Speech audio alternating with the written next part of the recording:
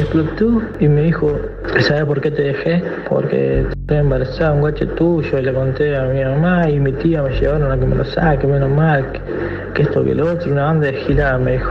Yo reaccioné re mal, tenía un cuchillito chiquito de adorno que lo usaba para sacar los tornillos del auto, lo tenía ahí a mano. Cuando me rescaté había hecho lo que hice. El audio que acaban de escuchar fue grabado desde prisión por un asesino y se lo envió al padre de la joven a la que le había quitado la vida. En ese mensaje intentó disfrazar su violencia con una historia inventada. Cada palabra trataba de suavizar lo que había hecho, como si la versión falsa pudiera borrar la brutalidad real del crimen.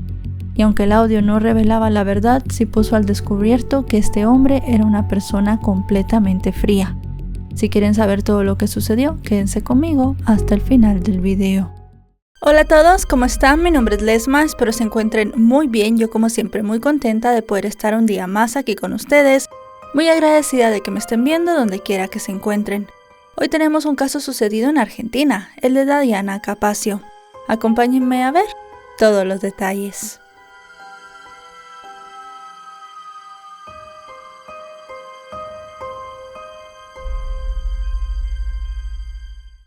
Dayana Soledad Capacio nació en Rosario, provincia de Santa Fe, en Argentina, alrededor del año 1994 en el seno de una familia trabajadora y muy ligada a su comunidad. Era la hija del medio de una mujer de nombre María Beatriz y de un hombre llamado Hugo Emilio, un bombero voluntario y supervisor de montaje eléctrico en una empresa local. Desde pequeña, Dayana fue descrita como alegre, cariñosa y con una personalidad luminosa. Cuando era pequeña, sus padres se separaron, pero la estructura familiar se mantuvo. Dayana vivía principalmente con su madre y con sus hermanos en una casa ubicada en la zona sur de Rosario, pero también convivía con su padre. Así creció en un entorno de barrio, con vínculos cercanos, rutinas sencillas y una vida que no la diferenciaba de cualquier otra jovencita de su edad. Le gustaba salir a bailar, compartir momentos cotidianos y mantener vínculos con sus seres queridos. Dayana siempre fue descrita como una joven llena de sueños que intentaba construir su futuro con muchas ganas de divertirse y con sentido de la responsabilidad. Así como cualquier adolescente, Dayana a sus 15 años se enamoró. Conoció a un joven llamado Maximiliano Ezequiel Tesone, que en ese momento tenía alrededor de 17 años. La relación entre ellos comenzó en un entorno cercano y se extendió durante aproximadamente 2 años. Al principio todo parecía una historia común, salidas, mensajes, encuentros y el entusiasmo de un noviazgo joven, pero con el tiempo la relación comenzó a tornarse muy distinta. Maximiliano desarrolló conductas cada vez más controladoras. Exigía que Dayana siempre estuviese disponible por teléfono, ponía el altavoz durante las llamadas para escuchar el ambiente y verificaba dónde estaba. También le cuestionaba a dónde salía y le prohibía ver a sus amigas. Además, se mostraba celoso de cualquier interacción que tuviera con otras personas. Y lo que al principio Dayana interpretó como una preocupación, pronto se transformó en control. La joven soportó estas situaciones durante meses intentando sostener su relación, pero al final todo se volvió insostenible, y alrededor de marzo de 2012 decidió terminar el noviazgo. La ruptura no fue aceptada por Emiliano, y después de que Dayana le dijera que no quería continuar con él, él siguió hostigándola. Le enviaba mensajes, buscaba contacto e insistía en verla. La familia de la joven percibía que él era demasiado obsesivo y que se resistía a aceptar el final de su vínculo. Dayana, en cambio, trató de seguir con su vida, y aunque la ruptura era un tema presente, nunca se imaginó hasta dónde llegaría esa tensión. Ya para el mes de mayo de ese mismo 2012, la vida de Dayana transcurría con mucha responsabilidad y tranquilidad. Estaba cursando su segundo año de bachillerato en un turno nocturno, después de que hubiese repetido el año anterior. Por las mañanas también trabajaba cuidando a un niño en una casa de una familia para ayudar a la economía de su hogar. Así su rutina se dividía entre trabajo, estudio, vida familiar y salidas con amigas. El 8 de mayo comenzó como un día normal en la vida de Dayana. Por la mañana cumplió con sus tareas habituales y alrededor de las 2:30 de la tarde se preparó para salir. Llevaba un cuaderno bajo el brazo. Le dijo a su hermana que iba a casa de una compañera para estudiar, pero no llevaba cartera, ni cargador de celular, ni dinero. Era una salida que se miraba bastante rápida y también muy rutinaria. Las primeras horas pasaron sin que la familia se alarmara, Era normal que Dayana se demorara un poco estudiando o conversando con amigas, pero la tarde comenzó a avanzar y llegó la noche, y la ausencia comenzó a sentirse como algo extraño. Al final Dayana no regresó, tampoco respondía llamadas ni contestaba mensajes. Su familia comenzó a contactarla, pero la llamaron una y otra vez, le enviaron muchos mensajes, insistieron bastante, pero ella jamás contestó. Al día siguiente seguían sin tener noticias de la joven y la madre formuló la denuncia por averiguación de paradero ante la comisaría. La familia así comenzó una búsqueda visible y desesperada. Pusieron fotocopias con la foto de Dayana en postes, paredes y negocios, y en ellas también incluyeron un número de teléfono para recibir la información. El padre de la chica se movilizó activamente contactando conocidos, recorriendo las calles, preguntando en hospitales y también en comisarías. Así la casa familiar se convirtió en una especie de centro de operaciones, donde se organizaban todos los datos. Esos primeros días fueron de mucha incertidumbre, y Maximiliano se acercó a los familiares de Dayana. Se mostró preocupado, preguntó si había novedades y si sabían algo o le había pasado algo a la joven. Incluso se ofreció a colaborar en las búsquedas. A primera vista su actitud se interpretaba como la de alguien afectado por la desaparición. Para algunos su presencia era un gesto noble, pero la familia que conocía su carácter obsesivo no terminaba de confiar del todo. Aún así, en medio del caos aceptaron su ayuda, ya que cualquier cosa parecía necesaria.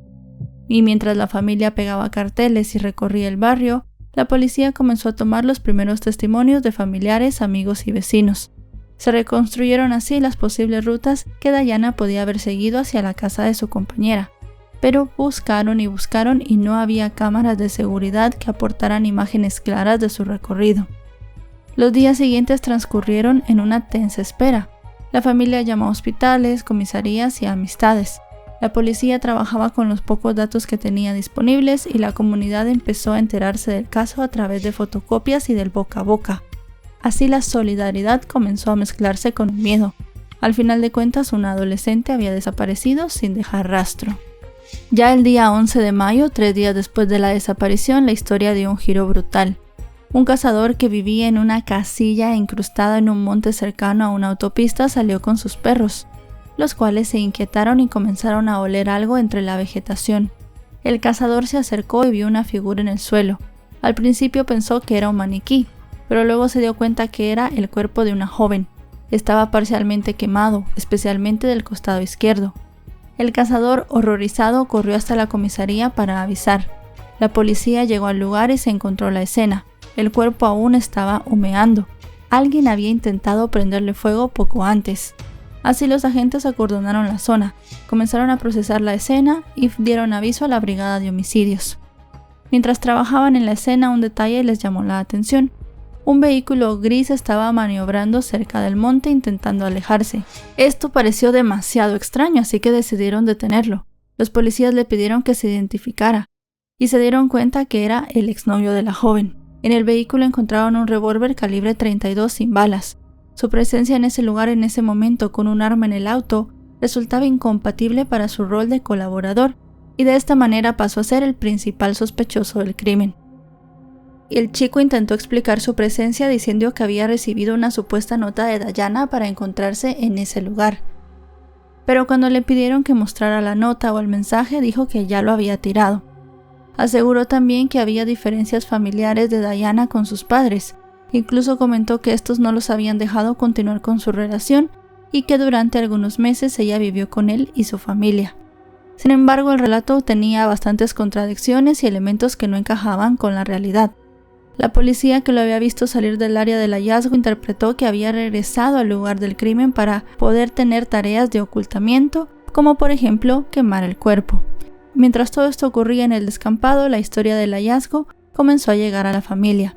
El padre de Dayana fue convocado para reconocer el cuerpo y el impacto fue devastador, porque se topó con la imagen frente a frente del cuerpo de su hija calcinado. La madre y los hermanos de Dayana también quedaron destrozados. Vecinos que habían visto los carteles de Dayana comenzaron a acercarse para ofrecer condolencias, y la comunidad reaccionó con conmoción y tristeza. El caso comenzó a difundirse en medios locales, generando una ola de solidaridad y pedidos de justicia. Así, los análisis forenses se realizaron los días siguientes y confirmaron que el ataque había sido horrible. Dayana fue degollada y apuñalada al menos 10 veces en la espalda. Presentaba golpes en el rostro que la habían desfigurado. Existían signos de violencia sexual y también tenía quemaduras post-mortem. La combinación de todas las heridas hablaba de un ensañamiento con mucho odio y de una violencia que iba más allá de un impulso momentáneo. La investigación entonces avanzó con rapidez. Los testimonios de amigas y familiares de Dayana detallaron también el patrón de control que Maximiliano ejercía hacia ella durante la relación y también el hostigamiento después de la ruptura. Incluso un familiar de Dayana comentó que el día de la desaparición de la joven, Maximiliano había ido a su casa y le había dicho que le había enviado un mensaje a Dayana para encontrarse y que ella le había dicho que no, que se tenía que ver con otro chico con el cual estaba saliendo. Las redes sociales también fueron importantes para la investigación.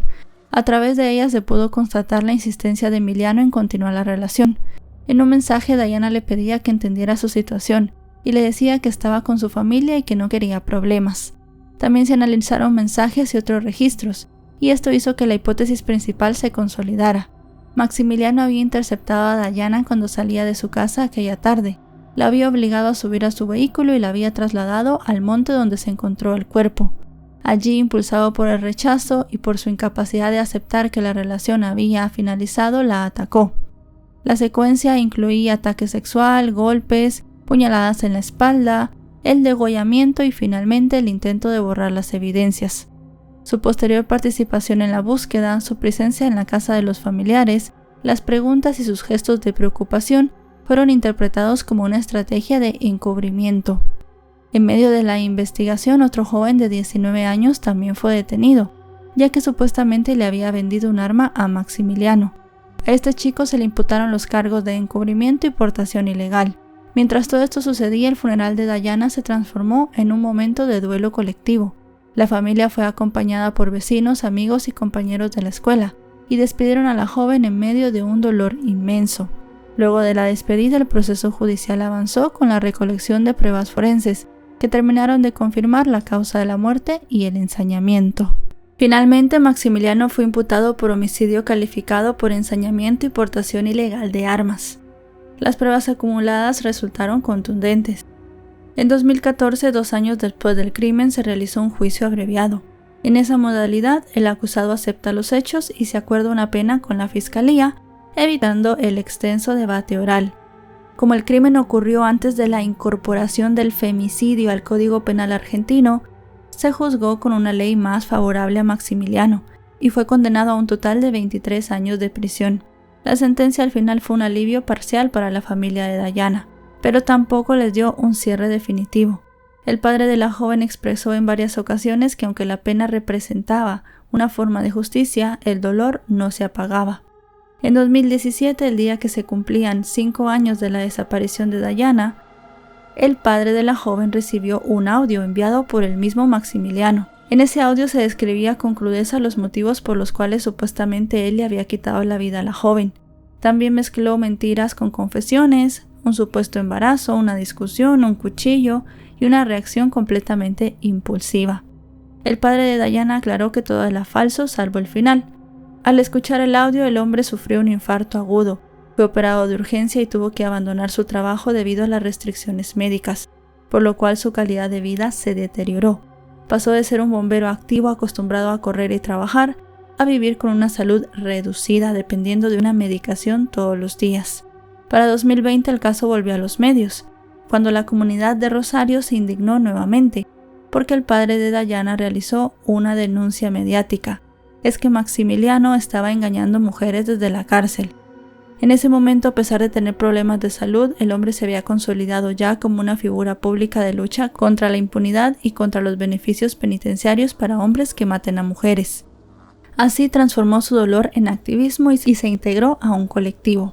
El padre de Dayana entonces denunció repetidamente que Maximiliano gozaba de distintos privilegios, como acceso a celulares, internet y redes sociales, donde creó perfiles falsos, engañó mujeres, las manipuló, las extorsionó y las convenció de visitarlo en prisión. A algunas les decía que estaba preso por robar, a otras les ofrecía trabajo y a otras les hacía creer que eran sus parejas.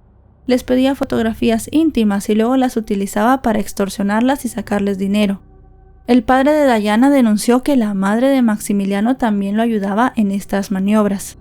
Los años posteriores fueron difíciles para la familia. Para finales de 2023, después de 12 años del crimen, recibieron nuevas notificaciones judiciales. Maximiliano estaba solicitando beneficios como salidas transitorias, audiencias de acercamiento para visitar a sus familiares y algunas otras cosas más. Esto cuando todavía no había cumplido 2/3 de su condena. Evidentemente, los padres de Dayana se opusieron firmemente en las audiencias correspondientes, expresando su indignación. Se declaró que este hombre no había cumplido ni la mitad de su pena y ya se estaba hablando de darle derechos, mismos derechos que Dayana obviamente ya no estaba gozando. Se señaló que la provincia tenía pocos recursos para controlar a reos peligrosos y permitirles salidas era una amenaza para la comunidad. Cada audiencia y cada intento de beneficio fue una vívida reactivación del dolor. La comunidad acompañó a la familia, pero la sensación de injusticia persistió. Y bueno, hasta aquí el caso de hoy, un caso muy triste, impactante, como siempre, como todos los que traemos al canal. Una persona que no aceptó que una relación había terminado. Hemos visto este patrón ya cientos de veces en estos casos y es el que más se repite.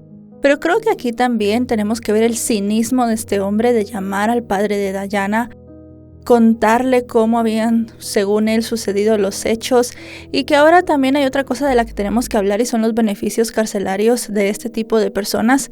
Ya alguien demostró que no es capaz de vivir en sociedad cuando le quita la vida a otra persona. Por recibir un no, por recibir un rechazo, este hombre le quitó la vida a Dayana. No pudo aceptar que ella ya no quería tener nada con él. Al final tenemos que ver que esta es la actitud de una persona que no puede estar entre nosotros. Cada vez que alguien lo rechace o cada vez que algo no salga como él quiere, no tiene que tener el derecho de asesinar a alguien, y dándole este tipo de beneficios a estas personas, básicamente es como que les estuviéramos diciendo esto. No ha cumplido la mayor parte de su condena, realmente el sistema judicial se tiene que revisar. Entendemos y comprendemos que el sistema es para que estas personas puedan reinsertarse en la sociedad, pero también hay muchos delitos que creo personalmente que no son reinsertables. El quitarle la vida a una persona de esa manera y luego tener la sangre fría de querer hablar con la familia, todo este tipo de cosas, pues obviamente no tendría que tener ni siquiera la oportunidad la persona de pedir estos beneficios. Pero bueno, al final así funcionan las leyes y pues todos tenemos que acatarlas. Si este video les ha parecido informativo, recuerden dejarle un me gusta, recuerden suscribirse si no lo están, actualizo 3 o 4 veces por semana y si están suscritos les llegará una notificación cada vez que yo suba un video. Ahora sí, nos vemos hasta otro caso. Adiós.